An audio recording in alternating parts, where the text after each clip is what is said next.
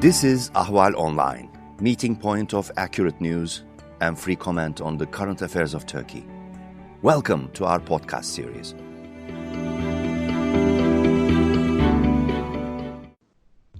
Hello, and welcome to Talking Turkey. I'm your host, Ahval editor David Lepeska, and with me today is Vit Novotny, a migration and border control specialist at the Brussels-based Wilfried Martens Center for European Studies. Hello, Vit, and thanks so much for joining us today. Hello, David. Thank you very much for the invitation to this podcast.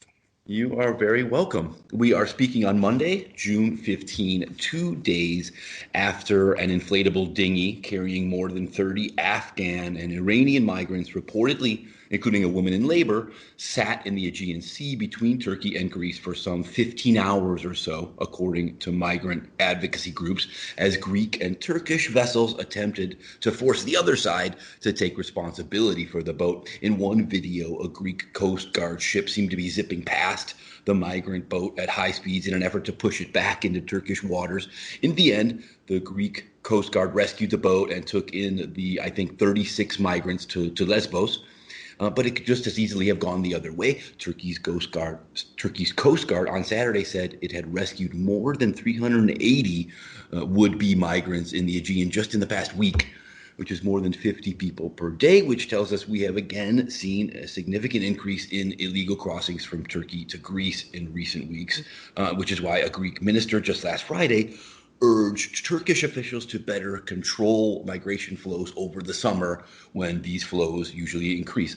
Vit, in January, you wrote an article arguing that another massive migrant wave like that of 2015, 2016 is very unlikely these days, mainly because the European Union, you argued, is now better prepared. Please tell us, if you would, why you believe the EU is now better prepared. And then also, do you think we saw signs of this improved preparation in action in February and March after Erdogan delivered on his threat to, quote, open the floodgates of migrants to Europe, and we saw these kind of clashes and actions at the Greek-Turkish land border?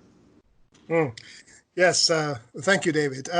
If I were to write that piece again, I would simply say that a new pressure was unlikely, not very unlikely, because indeed that pressure occurred.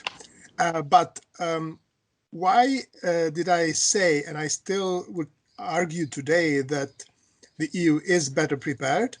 Just let me say, it's definitely accurate. You were accurate in saying that another massive migrant wave did not happen, still has not happened. It hasn't happened, yes.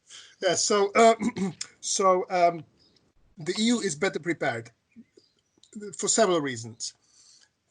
First of all, unlike in 2015, there is an institutional cooperation in place with Turkey. That cooperation started with the signing of the EU-Turkey deal in March 2016. So we have institutional channels in place. That's one thing. The other thing is, since 2015, the EU has learned. It has learned its lessons of what it does to the politics in the EU when the external border is not properly protected and when our asylum systems are not ready. As a result of the 2015 and 16 migration crisis, which brought more than 2 million migrants into the EU through Turkey, Frontex has prepared its operational side. It is more ready to intervene during a crisis. And also the Greek government, especially under the new administration of Mitsotakis, the Nea Demokratia party, has been preparing its own forces, its own Coast Guard, its own police, and also the technological side of managing the border. Not speaking about overhauling the asylum system, which is something that has started. So for these reasons, I would maintain that the EU continues to be better prepared for a new migration crisis, namely with regard to Turkey. However, I would I wouldn't argue that we are completely on the safe side. In other words, vulnerability still remains. Mm-hmm. In a blog post you wrote after the crisis at the Turkish-Greek border in late February, early March, you wrote that Europe and the West have stood on the sidelines when it comes to Syria, largely, getting minimally involved in the conflict and doing little to address humanitarian concerns up to and including in Idlib, the last rebel-held province in Syria. You wrote that the refugee wave of 2015, 2016 was, to some extent, the price Europe paid for this. And you pointed out that without Turkey, Europe would likely have been inundated by another 4 million more refugees, who are now in Turkey to this day. You wrote, quote, "It is difficult to imagine in what state European politics would be under that scenario." Well, I was thinking, to provide some context for the rest of this discussion, let's make an attempt. I mean, we saw the impacts the 2015, 2016 refugee wave had, sparking the emergence of the far right in European politics. How might a refugee wave 2 times that size impact European politics, do you think? A refugee wave 2 times the size of the one from 2015-16. Yes. Yes. Okay, so that would be some 4 million migrants and refugees coming into the European Union. Let's presume it would be through the Balkans. And I can imagine a relatively, okay, let's imagine a Greek government which does nothing to stop this. So the refugees would pass through. Or encourages them to pass through, maybe. Or even encourages them. Okay. Then, well, first of all, at the moment, they on the North Macedonian side, they would be stopped because there is quite an impenetrable fence. But let's imagine that fence isn't there, and that the migrants could also pass through Bulgaria. I would imagine massive problems in the Balkans with the countries, starting with the war of words about responsibility for the migrants. Of course, there will be massive incursions of national borders. Crime would go up, probably partly perpetrated by the migrants, but also against the migrants. That's clear. And in 2015-16, we saw lots of tensions between governments. Interior ministers not speaking to each other. There was an incident on the Croatian-Hungarian border where the Croatian guards boarded a train to make sure migrants did cross into Hungary. That caused a diplomatic incident at that time. So that just gives us a taste of how much worse it would be if the numbers were double. So big tensions between governments in the Balkans to start with. And I would hope those tensions would not spill into something more serious, such as a minor Balkan war. And then an impossible political debate in the European Union itself, once they cross into the EU, of responsibility for those migrants. It is unimaginable of what that would be. Because our populations are not ready for this, and our political class is not ready for this. Nobody is ready for this. So for that reason, I hope that scenario never materializes. But hopefully, and I hope our institutions are ready to stop it. Well, this helps explain why Greece was getting so prepared for a potential another refugee wave. As you wrote in the January piece, it was getting considerable help from the EU and from international organizations. And you said the government was hiring 1,200 new border guards.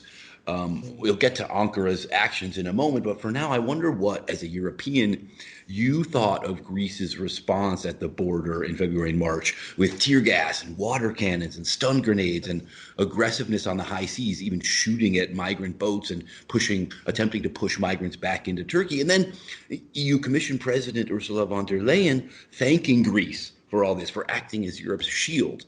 One blog post I saw at the London School of Economics said in response to all this that Greece's border response exposed the moral dilemma of the EU promoting human rights while supporting repressive migration policies. I mean, I'm not a European, but it certainly didn't seem like the sort of response that would make an EU citizen proud. What did you think of it? Did you think it was to some extent necessary and thus justified? Yeah, yeah, indeed, this is a big dilemma. I agree with that blog post. Overall, me personally, I was of the opinion and still am that Greece did the right thing in general. Why? Under normal circumstances, yes, the EU and its member states are obliged to examine individual asylum application of each person who irregularly crosses the EU external border. But there's a tension between this recognition of the validity of the Refugee Convention and the state's right to guard their external border and to secure national interest in the name of national security. And in this case, Greece was potentially subject to hundreds of thousands of people coming to Greece within days. And this is not something that the Refugee Convention envisages. And I think people should understand that Greece did the right thing because, first of all, nobody can examine asylum applications of all these people. Second, we have to recognize that bringing these people to Greece, or pushing them to Greece more precisely, was a deliberate act of political blackmail by the Turkish government, with recognizing also that most of these migrants were not refugees. They were not Syrians. A Syrian typically is a person who would have a high probability of being given asylum in the European Union. An Afghan or Bangladeshi isn't. And these people were Afghanis, they were Bangladeshis, they were Pakistanis, with a very low probability of being genuine asylum seekers. And the Greek government had to make a call, of a policy call, a policy decision. It did the right thing because, first of all, we shouldn't give in to this type of external blackmail. And secondly, the capacity of our system is just isn't there. And I mean administrative capacity, but also political and social capacity. So Greece did the right thing. Yes, there were abuses. The shootings are being investigated. That is unfortunate. That should not have happened. The fact is, some of these police officers on the Greek side, probably their nerves, didn't hold, and they did things that they shouldn't have done. That's possible, and I think that's probably happened. But we have to recognize the massive nature of this blackmail from Turkey. It's a bit like these massive demonstrations in the U.S. now. So many people on the streets. Yeah, they have the right to protest, but there are limits to what they can do, and the police are sometimes in impossible dilemmas there. And there's going to be some mistakes, and there's going to be some escalation that wasn't intended. Yeah. But I guess then the question is, what if Turkey were to do this again or do something similar again? Would Europeans accept Greece standing this strong again in this same way? Or would you expect that the response of Greece would be possibly equally as tough and strong, but less problematic with fewer mistakes and acts of violence? I would hope that fewer mistakes would have happened. Although I must say, overall, Greece did quite well. Given the scale of that problem, they responded. In many cases, they responded well. Yes, it seems that some people did get hurt, and that should not have happened. I think with the readiness, in terms of personnel, the technology, and the political readiness political support of the European Union to Greece. Any abuses should be on a lower scale if a new wave of migrants is being pushed from Turkey to Greece. I would hope so. Mm-hmm. You referenced reviewing asylum applications, the issue, and how long it takes. In your January piece, you wrote that Greece's asylum system is being overhauled to enable swifter decisions and faster returns of failed asylum seekers. I spent significant time on Greece's Aegean islands, mainly Chios, in the summer of 2016. And even back then, as you probably know, Athens and the EU and Brussels were saying the same thing. We're redoubling our efforts, we're hiring lots of new people and working to process these claims more quickly.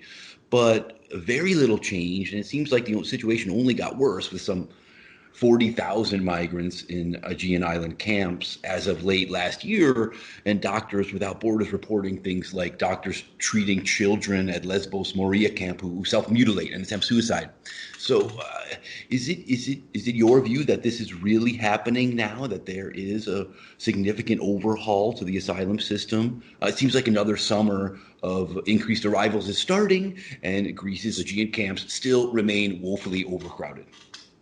Yeah, I've never been to those islands, but I've read about the situation. I believe the reports, about the dismal living conditions for children, for women, for anyone who has to stay there. I think Greece is again in a really difficult situation here. Partly they really don't have the capacity to process all the asylum claims. And building an asylum system is a long-term investment. It's a long-term policy. I do believe that the current government is making efforts on this front, but they have to cope with years of neglect. Governments of all political hues until the current government were neglecting this. There was a staged, perhaps deliberate policy, silent policy, and not a explicit policy, not to create a functioning asylum system and pass people through, and so that they continue further into the European Union.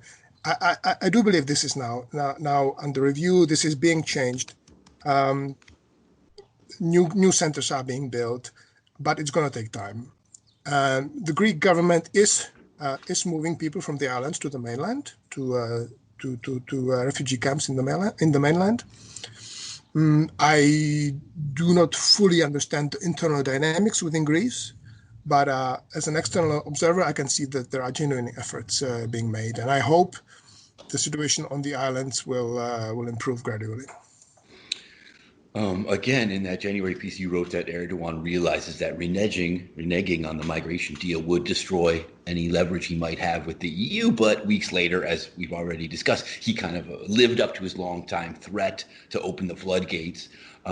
Turkish officials told refugees in Istanbul and elsewhere that the borders were open, and even put thousands in buses and drove them to the Greek border. I wonder what you thought of this action on the part of the Turkish government as it was happening. It was, of course, driven by the humanitarian crisis in Idlib, where some 2 to 3 million displaced people were pushing up against Turkey's border. And Turkey, of course, already has 3.5 to 4 million refugees who are increasingly unwelcome amid economic difficulties.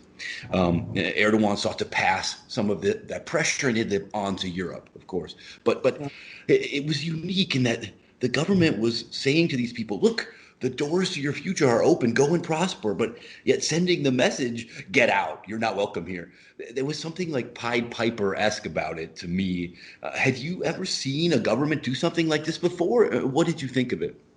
No, I must tell you that genuinely the actions of the Turkish government on all different fronts, they continue perplexing me. And I'm not the only person, I think. And to this one specific question, the fact is that the current EU migration deal, which was signed in 2016, has money accompanying it until about 2022. if the Turkish government wants a new deal on migrants from the European Union, it has to secure the consent of the 27 member states to allocate this money to Turkey. I believe that by taking this action, the blackmail of pushing people to the Greek border, which is also the EU border, of course, Erdogan is decreasing his chances to obtain that money, and there's evidence that this makes the EU governments less willing to negotiate with Turkey and to allocate the money in the EU long-term budget. Now, this becomes a game of who's going to blink first. I do think, yes, Erdogan has achieved some of his short-term goals. It has deflected from the situation in Idlib. His actions were popular with the Turkish electorate. On the other hand, he is damaging the standing of his country internationally and vis-a-vis the European Union. Who's going to win in the end? I don't know. But the tensions are pleasant, and they are certainly not in the long-term interest of either the EU or Turkey, referring specifically to the migration pressure. Yeah, you say, despite all these tensions, you say in the piece that not working with Turks is not an option, which means Europe needs to lend a helping hand, and EU states need to start negotiating and budgeting for a new migration deal with Turkey, in part because, as you say, money for key programs under the current deal, the 2016 deal, will be spent by about the end of next year. You also argue that a new EU-Turkey migrant deal could direct a larger proportion of the funds directly to the Turkish government rather than to international NGOs and international organizations as it does now. I wonder, don't you think there's some danger in this? The risk that the Erdogan government, which has developed something of a reputation for violating the rule of law and for thumbing its nose at the West, a willingness to upset its European partners, there's a risk that it would use these monies for something else? Good question. I think even under the scenario of a bigger proportion of the EU funds being directed more, immediately to the Turkish government, there would have to be some kind of a monitoring mechanism of the European Union, which would stop disbursements in case this abuse which you are referring to, in case that kind of abuse were to occur. Mm-hmm. What that would do, though, that it would speed up the disbursement of the money, so the money would be spent more quickly, which is something that Erdogan has been complaining about incessantly since 2016. The slow disbursement. The slow disbursement is not an intention of the European Union. It's a function of taxpayers' money being spent well and being spent correctly on site. But perhaps this would be an area, in my opinion, where the EU could make a concession. And the fact remains, despite the unpleasant actions of the Turkish regime on many different fronts, we have to keep talking to Erdogan, and we have to offer some concessions. This would be one, in my opinion. You also urge the EU to play a key role in helping to stabilize Idlib and suggest a UN-approved safe zone with European boots on the ground and EU funding and aid going to help displaced people in Idlib. Please explain a bit more how you see this working, and of course how Russia might be brought on board. Yeah, I mean, with the several weeks that has passed since I wrote this, I'm not sure I would write it the same way today. The fact is, I'm recognizing more and more, and also when I talk to people, that the EU is just not ready to do this. Any military action, unfortunately, I think seems to be out of the question. Even a no-fly zone, which would not require boots on the ground, simply because the Europeans have an aversion to hard power. So I think recognizing this, I would hope for a stronger diplomatic involvement of the Europeans in Idlib and with regard to Syria overall. Spending the humanitarian money. You could say, you could say that you kind of doing the same thing in Libya, where there's also a threat of more migrants. Yes, indeed. So in Libya, there is an additional problem of France and Italy standing on different sides of the conflict. I don't think we have this division with regard to Syria. It's not so pronounced, and Europeans are really not involved in Syria very much in terms of militaries or special forces or advisors being there. I'm not aware of any such thing. The fact is we are spending a lot of humanitarian funds in Syria, and that's good. I would hope that the European diplomacy would be more united, therefore stronger, therefore having a voice in the reconstruction of Syria, and that is not happening. Now, a last question or two on migrant integration, which you also study. So Istanbul Mayor Ekrem İmamoğlu of the main opposition party wrote a piece in the latest issue of Turkish Policy Quarterly, arguing that although Turkey has accepted more refugees than any country in the world, about 4 million Syrians, in the last several years, the lack of an effective and coherent migration policy by the national government has impeded Syrians' integration process and has a negative impact on their well-being, he wrote.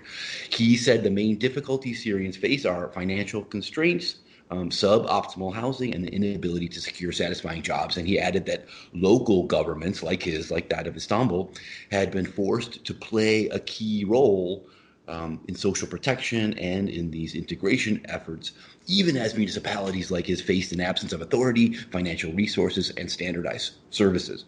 He went on to say that Istanbul was creating a standalone migration unit that would develop a plan for the next 5 years focused on educating children, ending child labor, and bringing more Syrians into the formal work sector.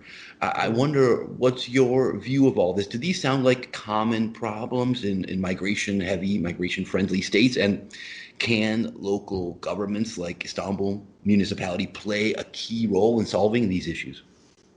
Yes, indeed. In the EU, we have many examples of local governments, city governments being involved in the integration of immigrants, and this can be done well, and this can be done badly.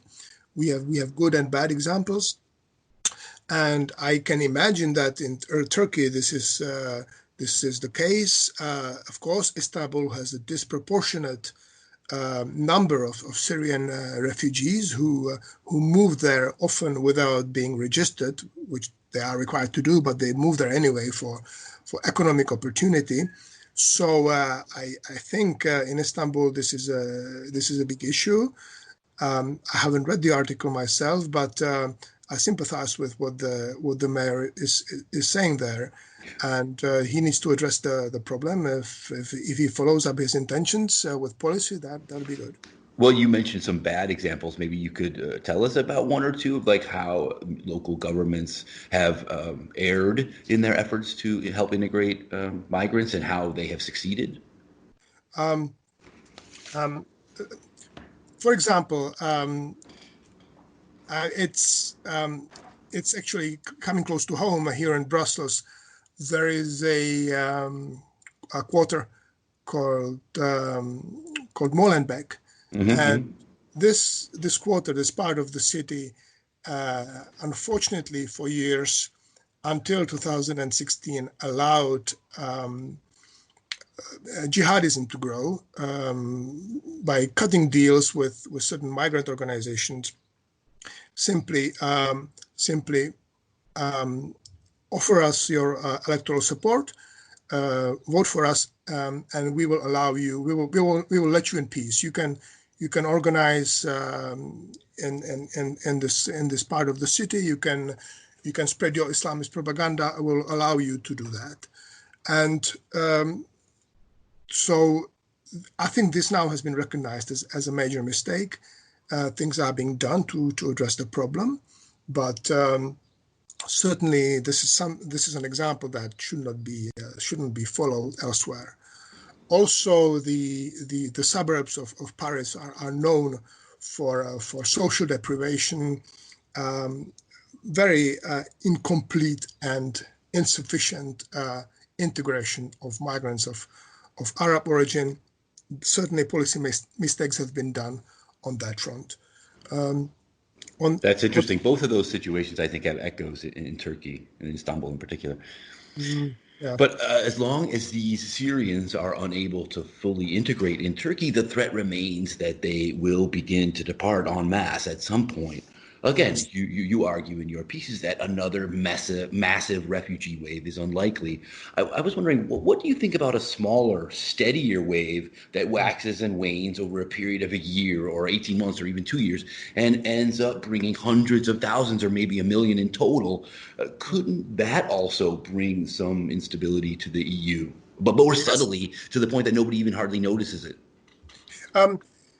I think this is already happening in the sense that I spotted a news item of some 6,000 migrants. I don't know their origins. I didn't read about it, but they are waiting at the Evros River, being bused there by the Turkish government again. And this is talking, the beginning of June. So it seems that some sort of a migration pressure is resuming. We don't know how massive this is going to be. We don't know if the corona crisis, which has hit Turkey quite badly, if it's the case that it's subsiding, whether that's going to lead to the renewed effort of the Turkish government to push more people towards the European Union. I think without a more active involvement of the European Union in Turkey, in Syria, and in the Mediterranean, in the Middle East, we're gonna see this. We're gonna see this continue exactly as you describe. I think we should be ready for the scenario of a low to medium migration pressure continuing for months, perhaps years, without a broader solution for Turkey, for Syria, for Lebanon. The EU is going to have to rely simply on border protection, which is extremely stressful for Greece, which stands on the front lines. But I think that's the reality. And without a broader solution, by that I'm guessing you mean like without another EU-Turkey migration deal, it's going to continue to be kind of catch as catch can. Yes. EU-Turkey migration cooperation is one part of the puzzle, but a stronger geopolitical involvement of the European Union would do the trick, in my view. It's not forthcoming, unfortunately. The EU seems to be looking inwards, and the promise of the current European Commission of Ursula von der Leyen to be a geopolitical commission, it is not being materialized, or at least not yet. And until it is, I think we're gonna be paying the price for that, simply for the lack of involvement in our neighborhood, which is becoming scandalous, in my opinion. Vit Novotny of the Brussels-based Wilfried Martens Center for European Studies. Thanks so much. It's been a great talk with you. Thank you very much, David.